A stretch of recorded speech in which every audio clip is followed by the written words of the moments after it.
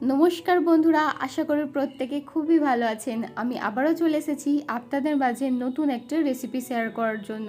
বন্ধুরা, আজকের রেসিপিটা কিন্তু একটু স্কিপ না করে শেষ অবধি দেখার অনুরোধ রইল প্রত্যেকের কাছে।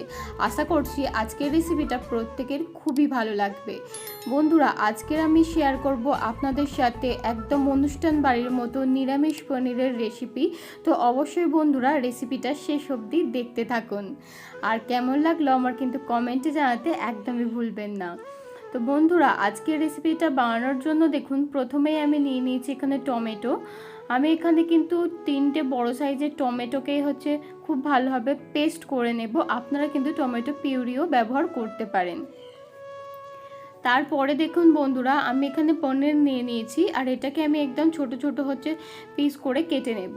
আর বন্ধুরা, আমি যত গুলো উপকরণ ব্যবহার করব আজকে রেসিপিটাতে, তার কিন্তু সমস্ত পরিমাণ সহ আমি আমার ডেসক্রিপশানে দিয়ে দেব। অবশ্যই আমার ডেসক্রিপশানটা কিন্তু চেক করে নেবেন।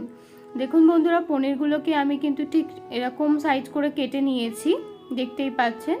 আর দেখুন এখানে আমি একটা মশলা বানাবো, যার মধ্যে নিয়ে নিয়েছি আমি লবঙ্গ, গোলমরিচ, এলাচ, দারুচিনি, জয়িত্রী। এই সমস্তগুলোকে দেখুন খুব ভালো করে আমি শুকনো খোলাতে ভেজে নেব, যতক্ষণ না খুব সুন্দর একটা ঘ্রাণ আসে। আর এটা দেখুন খুব তাড়াতাড়ি কিন্তু ভাজা কমপ্লিট হয়ে যায়। এটাকে এবার আমি নামিয়ে নেব একটা পাত্রের মধ্যে। তারপরে দেখুন বন্ধুরা, এবার আমি নিয়ে নিয়েছি সাদা তেল। এর মধ্যে এবার দিয়ে দিলাম আমি কাজু। আর এই কাজুগুলোকে কিন্তু নেড়ে চেড়ে একটু লাল লাল করেই কিন্তু আমি ভেজে নেব।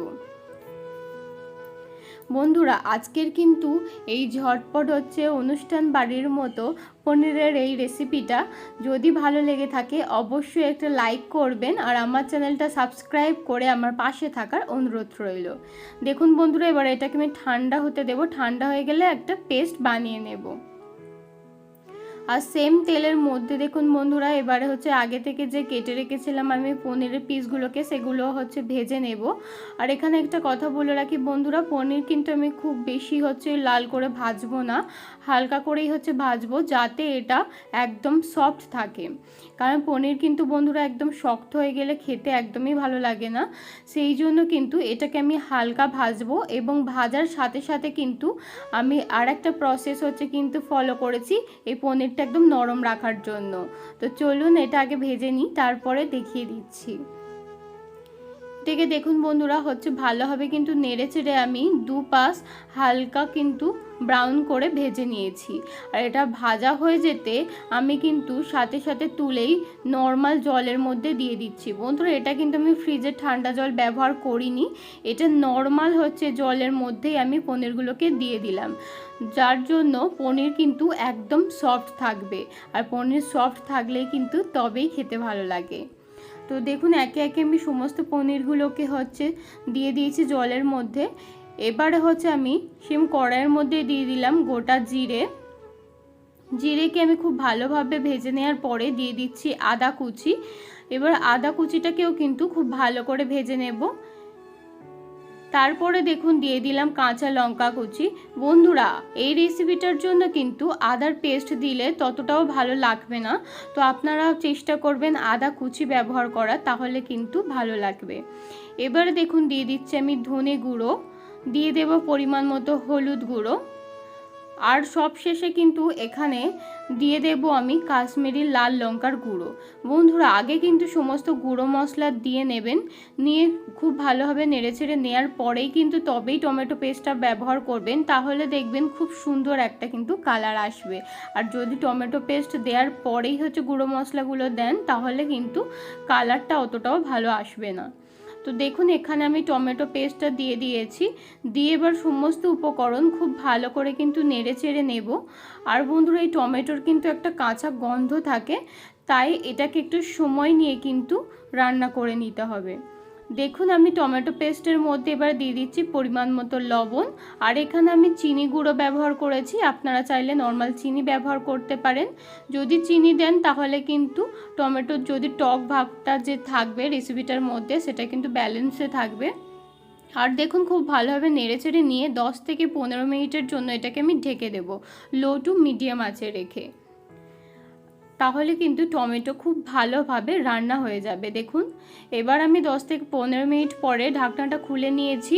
নিয়ে কিন্তু যে ভাজা মশলাটা মানে কাজু এবং যে ভাজা মশলাটা আমি ভেজে নিয়ে গুঁড়ো করে নিয়েছিলাম, সেই গুঁড়ো মশলাটা দিয়ে দিলাম। দিয়ে কিন্তু খুব ভালোভাবে নেড়ে চেড়ে নিচ্ছি। আর দেখতেই পাচ্ছেন বন্ধুরা এর মধ্যে থেকে কতটা সুন্দরভাবে কিন্তু তেল ছেড়ে গিয়েছে। আর এই রেসিপিটা থেকে বন্ধুরা যতক্ষণ না এই মশলাটা থেকে তেলটা ছাড়বে খুব ভালোভাবে, ততক্ষণ কিন্তু কোনো জল ব্যবহার করা যাবে না। দেখুন বন্ধুরা খুব ভালোভাবে নেড়েচেড়ে নিয়েছি এবং এই মশলাটা কিন্তু একদমই প্রায় রেডি হয়ে গিয়েছে। এবার এর মধ্যে আমি দিয়ে দেব কাসুরি মেথি। এটা অবশ্য দেওয়ার চেষ্টা করবেন, তাহলে কিন্তু ভালো লাগবে।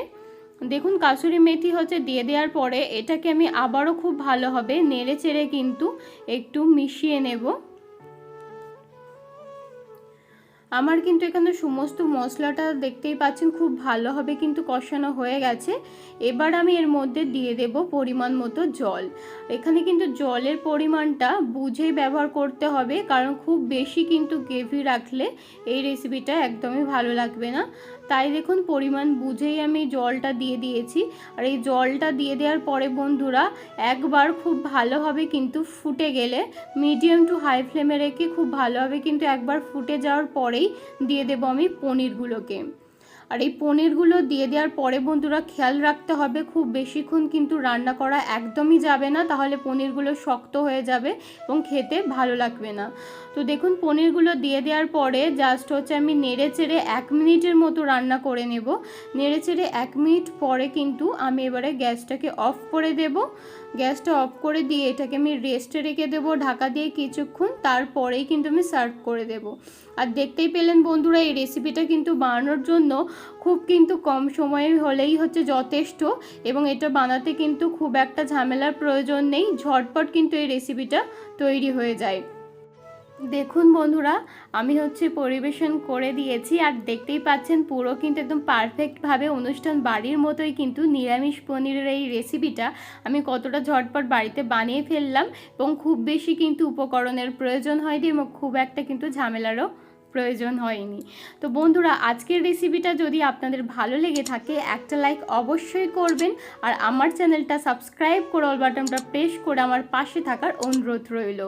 বন্ধুরা আজকের এই সুন্দর রেসিপিটা আমি এখানেই শেষ করছি। দেখা হচ্ছে নেক্সট ভিডিওতে। সবাই খুব ভালো থাকবেন, সুস্থ থাকবেন।